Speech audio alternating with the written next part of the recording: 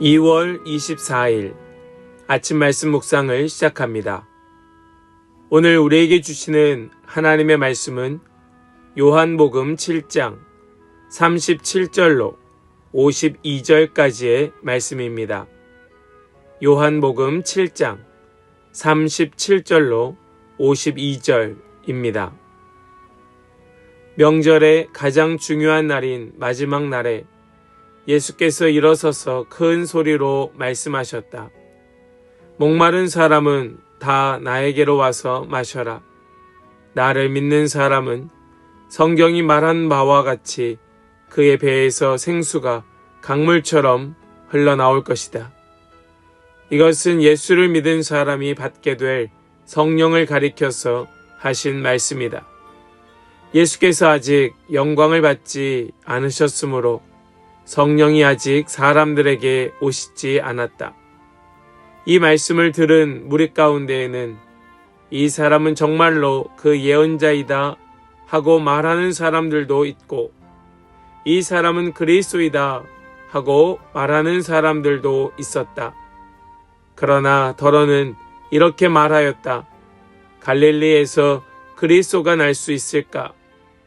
성경은 그리스도가 다윗의 후손 가운데에서 날 것이요, 또 다윗이 살던 마을 베들레헴에서 날 것이라고 말하지 않았는가? 무리 가운데 예수 때문에 분열이 일어났다.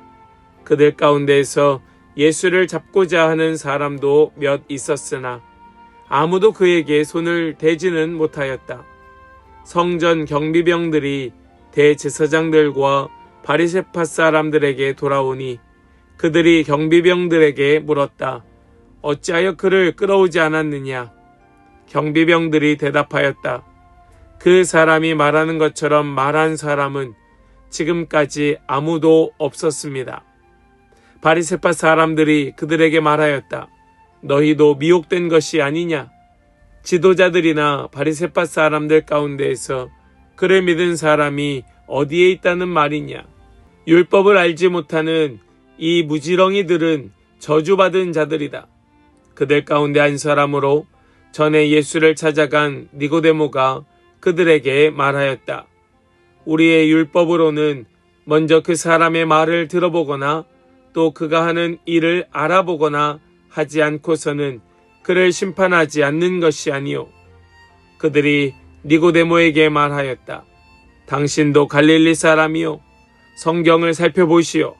그러면 갈릴리에서는 예언자가 나오지 않는다는 것을 알게 될 것이요. 아멘. 살아계신 하나님의 말씀입니다. 아멘.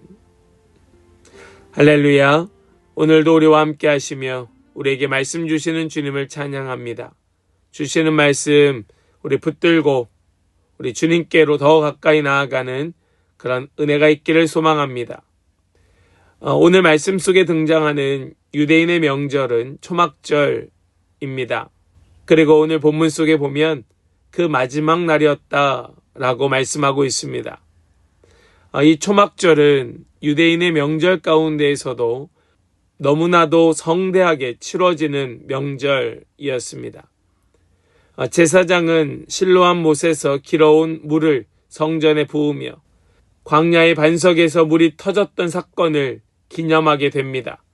동시에 메시아 시대에 부어질 생수의 약속을 소망하는 그런 아주 특별한 행사를 치르는 날이 이 초막절입니다. 바로 그 순간 예수님께서 누구든지 목마른 자는 나에게 와서 마셔라 라고 말씀하십니다. 여러분, 이것은 조용한 가르침이 아니었습니다. 이것은 단순히 절기를 상징하는 의미만도 아니었습니다. 예수님께서는 오늘 이 선포를 통하여서 바로 예수님이 구약의 율법과 모든 예언서에서 예언된 바로 그 사람이다 라는 것을 증명하고 계셨던 것입니다. 말씀의 실체가 여기에 있다. 우리 오늘 본문 37절과 38절의 말씀을 함께 보겠습니다.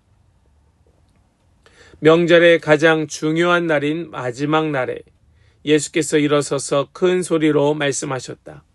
목마른 사람은 다 나에게로 와서 마셔라. 나를 믿는 사람은 성경이 말한 바와 같이 그의 배에서 생수가 강물처럼 흘러나올 것이다. 아멘.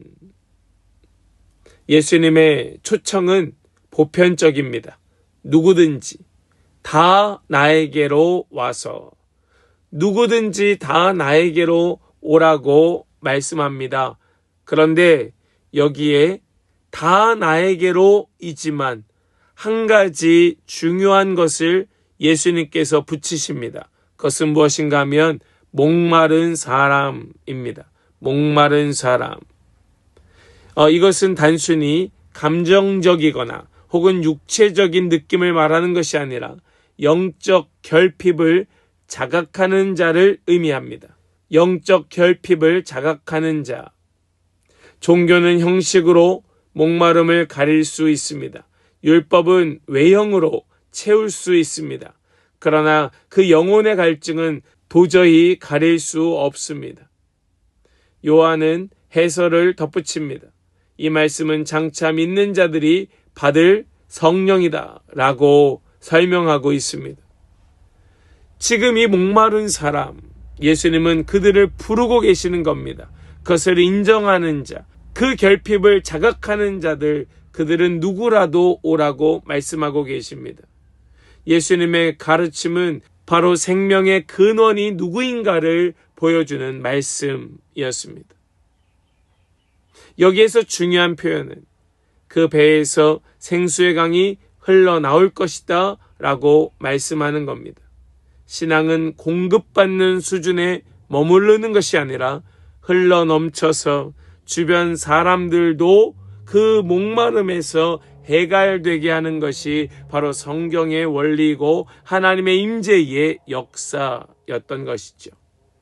이렇게 예수님께서 선포하실 때에 사람들의 반응은 갈라졌습니다.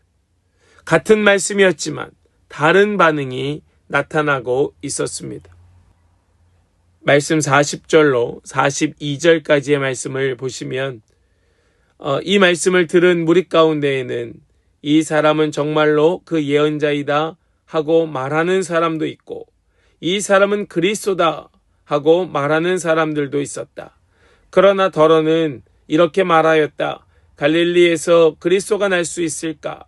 성경은 그리스도가 다윗의 후손 가운데에서 날 것이요, 또 다윗이 살던 마을 베들레헴에서 날 것이라고 말하지 않았는가?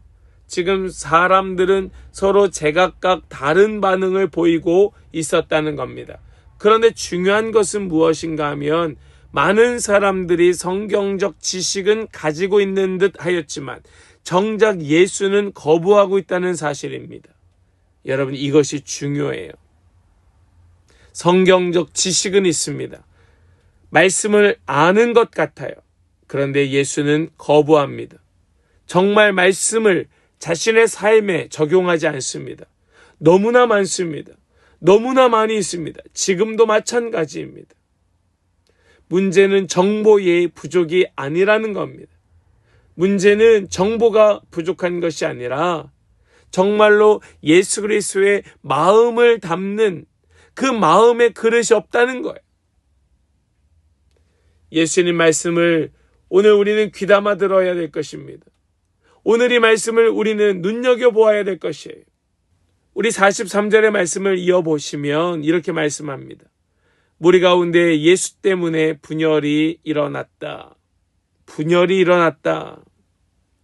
이것이 성경적 반응입니다. 어떤 자들은 예수를 그리스도로 보려 하는 자들이 있는가 하면, 어떤 자들은 절대로 예수는 그리스도가 아니라 말하는 자들도 있고, 어떤 자들은 성경적 지식은 부족하지만 예수께로 더 가까이 나가려는 자들이 있는가 하면, 어떤 자들은 성경적 지식은 있지만 예수를 거부하는 자들도 있는 겁니다. 물론 성경적 지식이 없으면서도 예수를 거부하는 자들도 있고, 성경적 지식이 충만하면서도 더 가까이 나가려는 자들도 분명히 있었습니다. 오늘 말씀 속에 보여주고 있는 한 가지 분명한 사실은 무엇인가 하면 그들 가운데 분열이 있었다는 겁니다. 여러분, 교회도 마찬가지입니다. 교회도 끊임없이 이러한 분열이 있습니다. 예수께로 더 가까이 나아가려 하는 자와 예수를 거부하는 자들의 그 사이의 분열. 말씀을 아는 지식과 상관없이, 또 예수의 지식을 아는 것과 상관없이 예수께로 가까이 가려 하는 자와 그렇지 않은 자 사이의 분열이 오늘날도 교회 가운데 있는 겁니다. 여러분, 교회 안에 중립은 없습니다.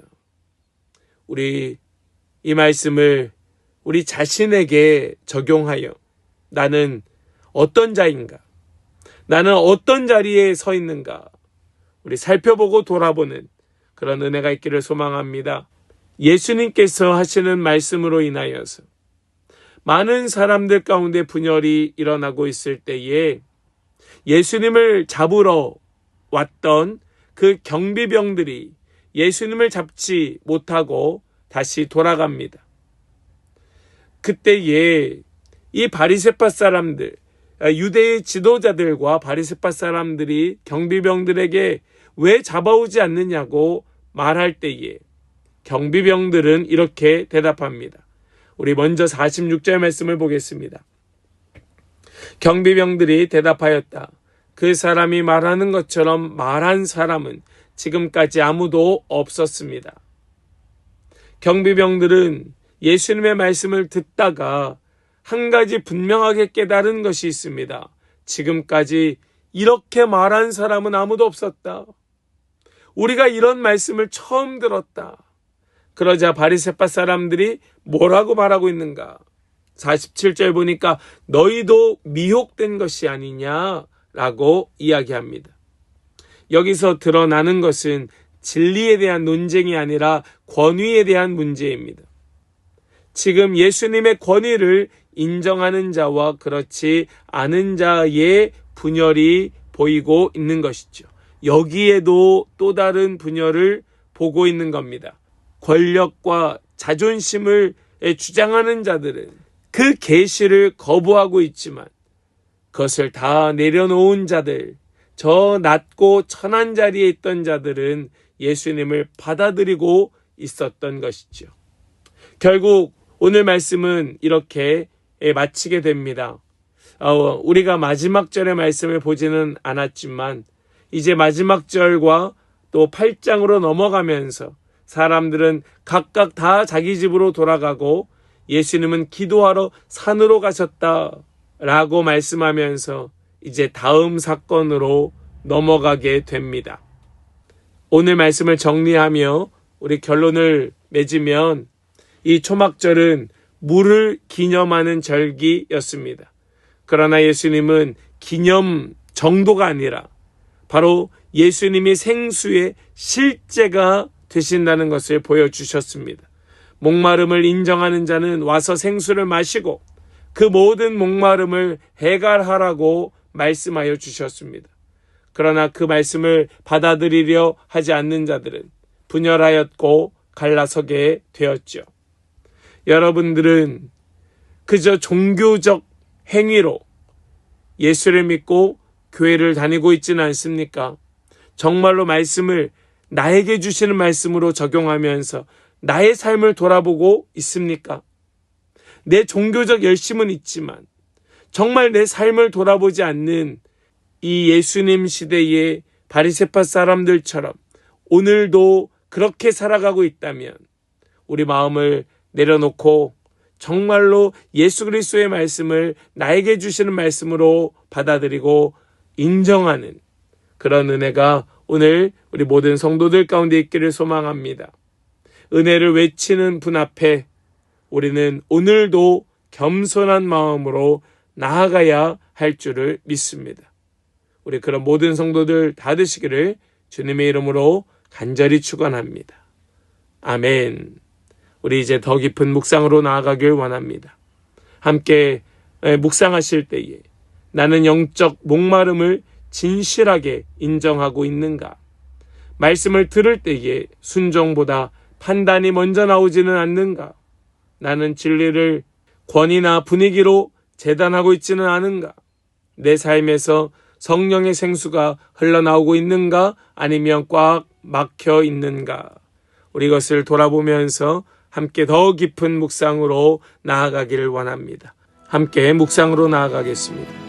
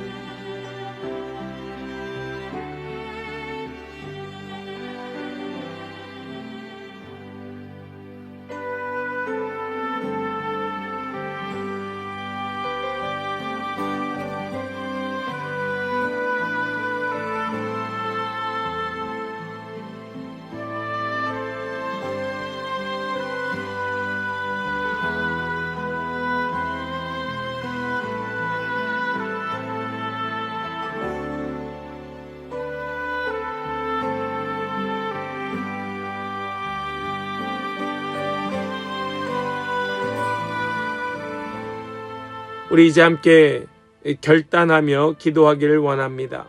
주님, 목마름을 숨기지 아니하고 주께 나아가 생수로 충만하게 하여 주시옵소서.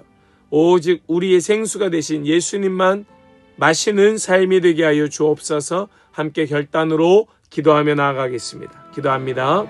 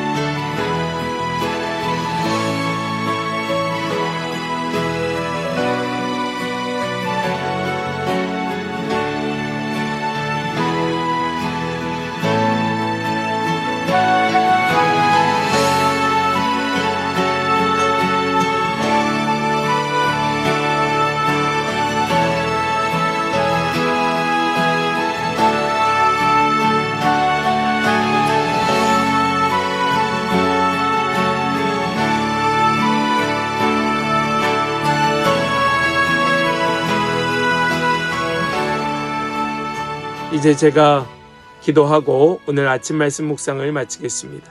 함께 기도하겠습니다. 우리 생수의 근원이 되시는 주님, 감사와 찬송과 영광을 주님께 올려드립니다. 우리 예수님을 생수의 근원이라 고백하면서도 온전히 예수님께 나아가 예수님으로 목마름을 해결하지 못하였음을 오늘 말씀을 붙들고 고백합니다. 주님, 우리는 종종 목마름을 인정하지 아니하고 형식으로 나를 채웠음을 또한 고백합니다. 주여, 이제 오늘 말씀을 더 붙들고 더 주님께로 나아갈 때에 겸손하게 주님만 마시는 그런 변화된 삶이 되게 하여 주시옵소서. 성령의 생수가 나의 안에 흐르게 하여 주시옵시고 나의 삶을 통하여 흘러가게 하여 주시옵소서. 진리 앞에서 완고한 나의 마음을 깨주시고 주님의 계시 앞에서 돌아서지 않게 하여 주시옵소서. 주님께 더 가까이 나아가오리. 주여, 나를 받아 주옵소서. 주님께 감사와 찬송과 영광을 올려드리고 또 우리 함께 예배하는 모든 지체들 주님께 의탁드리며 우리 주 예수 그리스도의 거룩하신 이름으로 기도하옵나이다. 아멘.